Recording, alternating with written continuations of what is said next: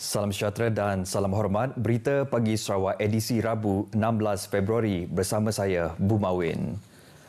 Persidangan hari kedua mesyuarat pertama bagi penggal pertama Dewan Undangan Negeri DUN Sarawak ke-19 yang bersambung semalam telah meluluskan dua rang undang-undang RUU iaitu RUU Perlembagaan Negeri Sarawak Pindaan 2022 dan RUU Tafsiran Pindaan 2022. RUU Perlembagaan Negeri Sarawak Pindaan 2022 telah dibahaskan oleh 16 ahli adun termasuk 4 adun pembangkang. Manakala RUU Tafsiran Pindaan 2022 pula dibahaskan oleh 12 ahli adun termasuk 2 adun pembangkang. Dalam perkembangan berkaitan RUU Tafsiran Pindaan 2022 pula dibentangkan oleh Menteri Muda di Jabatan Ketua Menteri bagi Undang-Undang Perjanjian Malaysia 1963 dan Hubungan Negeri Persekutuan, Datuk Sharifah Hashidah Said Aman Ghazali. Menurut beliau, pindaan kepada Perlembagaan Persekutuan khususnya perkara 161A yang diluluskan di Dewan Rakyat tahun lepas dan mendapat perkenan Yang di-Pertuan Agong pada 11 Februari lalu memberi kuasa kepada Sarawak untuk menentukan kaum yang akan dianggap sebagai pribumi di negeri ini melalui pemakaian undang-undang negeri. Ia membuktikan kesediaan kerajaan Sarawak untuk mengemaskini undang-undang negeri. Datuk Sharifah Hashidah menambah, pindaan itu penting kerana ia turut mengiktiraf kepelbagaian orang asal di Sarawak dan pada masa sama memelihara keunikan tradisi tempatan, identiti dan karakter nenek moyang. Antara cadangan pindaan yang disenaraikan ialah memasukkan 12 kaum tambahan iaitu Bagatan, Bakong, Bemali, Berawan, Dali, Lakiput, Jatimirik, Narum, Saban, Tatau, Tering dan Wai yang bukan sebahagian daripada jadual semasa Ordinan Tafsiran 2005. Selain itu, beliau berkata anak hasil daripada perkahwinan campur perlu dianggap sebagai anak negeri walaupun hanya salah seorang daripada ibu atau bapanya adalah anak negeri namun tertakluk kepada syarat yang akan ditentukan oleh Kabinet Negeri. Komuniti Orang Ulu menyambut baik rang undang-undang RUU Tafsiran Pindaan 2022 yang memasukkan 3 sub-etnik Orang Ulu iaitu Saban, Lakiput dan Berawan ke dalam senarai orang asal Sarawak. Ahli Dewan Undangan Negeri Adun Telangusan, Dennis Ngau ketika membahas dan menyokong RUU tersebut berkata, komuniti Orang Ulu kini mempunyai persatuan yang besar iaitu Persekutuan Persatuan Orang Ulu Malaysia atau Forum. Jelas Dennis, persekutuan itu mempunyai 9 ahli pengasas dan 3 daripadanya tidak termasuk dalam senarai daftar negeri. Justru dengan pindaan berkenaan, ia merupakan suatu perkhabaran gembira selain menaikkan semangat masyarakat Orang Ulu di negeri ini.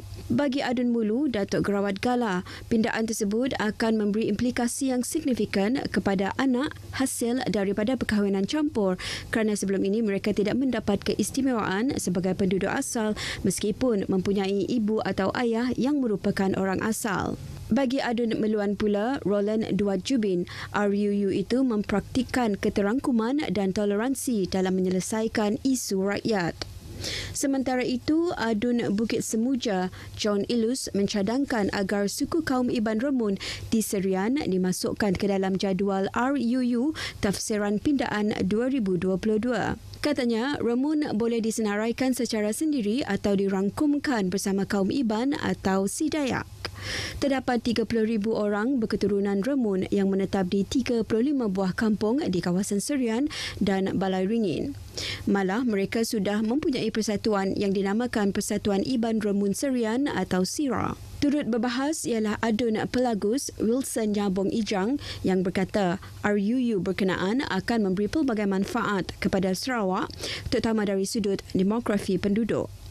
2 orang adun pembangkang juga berbahas mengenai RUU Tafsiran Pindaan 2022.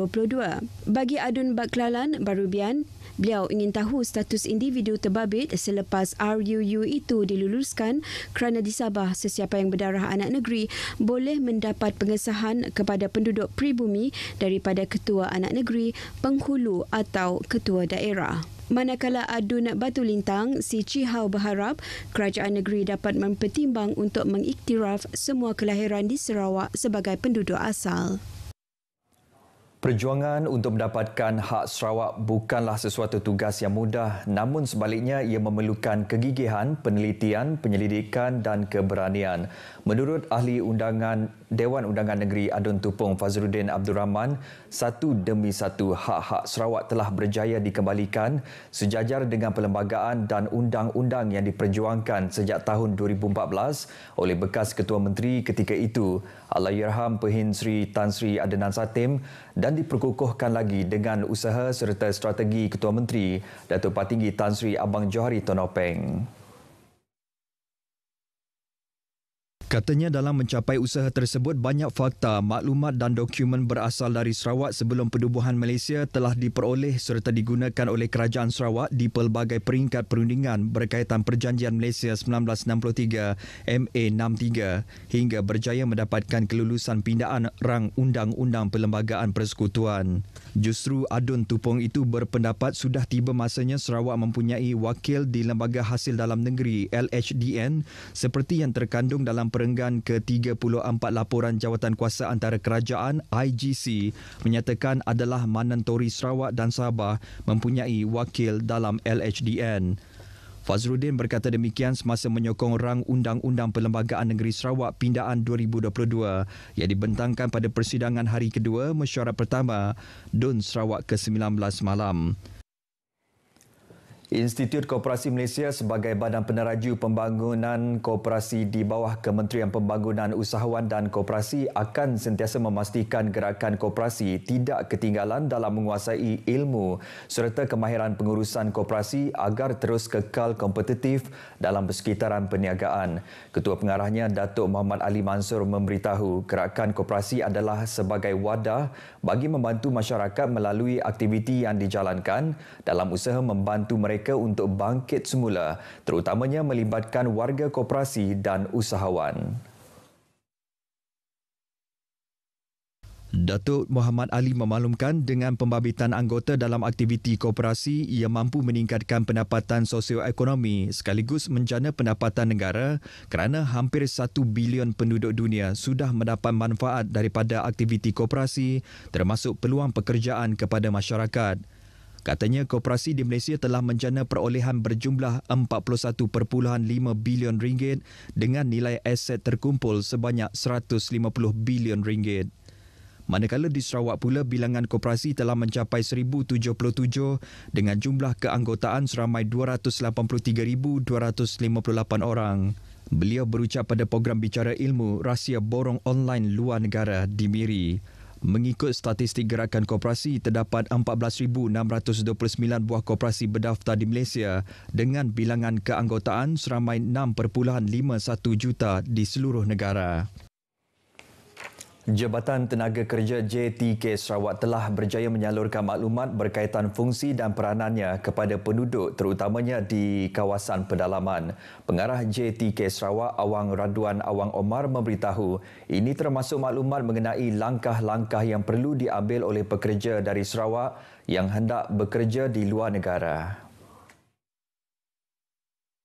Jelas Awang Raduan, program operasi pemeriksaan outreach anjuran JTK Sarawak itu adalah bertujuan untuk memperluaskan penguatkuasaan undang-undang buruh ke atas majikan di kawasan pedalaman, meningkatkan kesedaran dan tanggungjawab majikan untuk membanteras pengajian buruh paksa selain pematuhan pengajian buruh kanak-kanak agar mematuhi peruntukan undang-undang buruh yang ditetapkan oleh Pertubuhan Buruh Antarabangsa. Beliau memaklumkan program tersebut telah memberi impak positif kepada masyarakat di pedalaman sekaligus meningkatkan kefahaman dan kesedaran berkaitan isu-isu perburuhan semasa. Tambahnya lagi, melalui program berkenaan, masyarakat di pedalaman kini lebih peka dan prihatin terhadap isu-isu berkenaan. Awang Raduan berkata demikian semasa program operasi pemeriksaan outreach Lusong Laku Belaga. Program yang diadakan di Lusong Laku Belaga merupakan program outreach pertama jabatan itu tahun ini yang disertai oleh 20 orang kaki tangannya. Baik, Sarawak merekodkan 284 kes baru COVID-19 malam menjadikan jumlah kumulatif kes meningkat kepada 254,717. Jawatan Kuasa Pengurusan Bencana Negeri JPBN dalam kenyataannya memaklumkan daripada jumlah itu 150 kes adalah kategori 1 iaitu tiada gejala dan 133 kes kategori 2 iaitu gejala ringan serta hanya 1 kes kategori 3.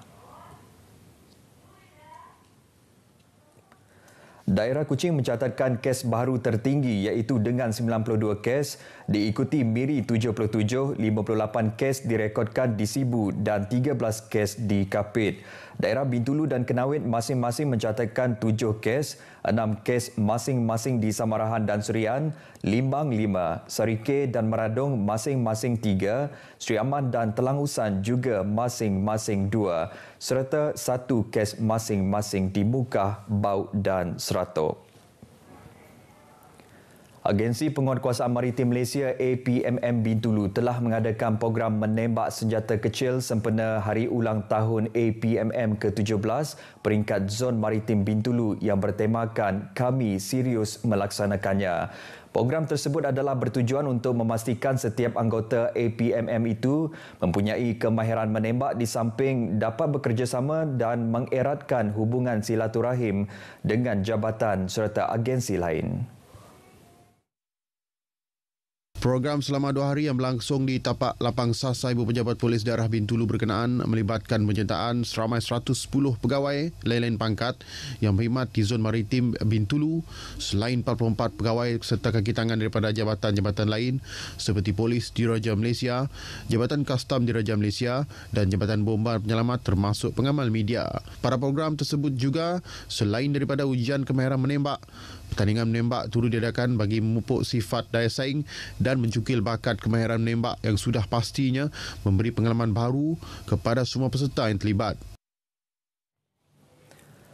Baik, sekian berita Pagi Sarawak edisi Rabu 16 Februari. Keluarga Malaysia, dos penggalak juga meningkatkan daya tahan bagi melindungi anda dari jangkitan varian yang membimbangkan. Dapatkan dos penggalak anda. Salam hormat dan jumpa lagi.